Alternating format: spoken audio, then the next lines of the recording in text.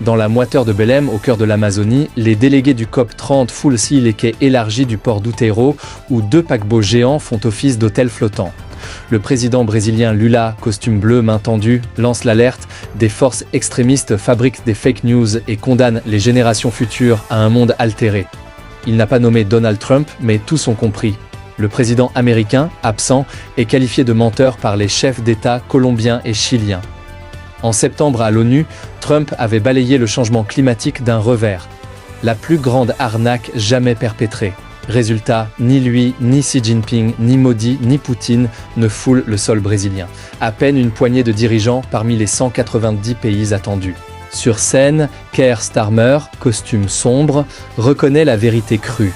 Hier, le consensus international existait, aujourd'hui, il s'est évaporé.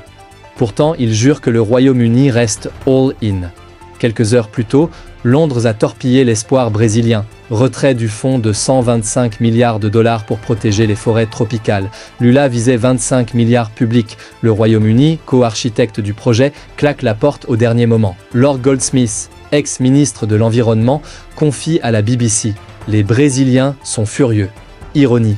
Le prince William, présent, salue ce même fonds comme une étape visionnaire et le place en finale de son Earthshot Prize d'1 million de livres. Pendant ce temps, la planète continue de brûler. L'ouragan Melissa, catégorie 5, a dévasté les Caraïbes il y a une semaine. Plus de 75 morts, des rues de Port-au-Prince transformées en rivières de boue. Imperial College calcule, le réchauffement a amplifié les pluies extrêmes de 16%. Les forêts, elles, retiennent des milliards de tonnes de CO2 sur seulement 6% des terres émergées. Sans elles, l'équation devient insoluble. Dès lundi, 2 semaines de négociations s'ouvrent sur le financement des pays déjà frappés. Mais la plupart des États n'ont même pas soumis de nouveaux plans de réduction carbone.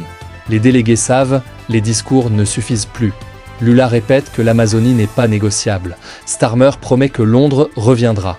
Le prince William appelle à l'optimisme urgent pour les enfants qui ne sont pas encore nés.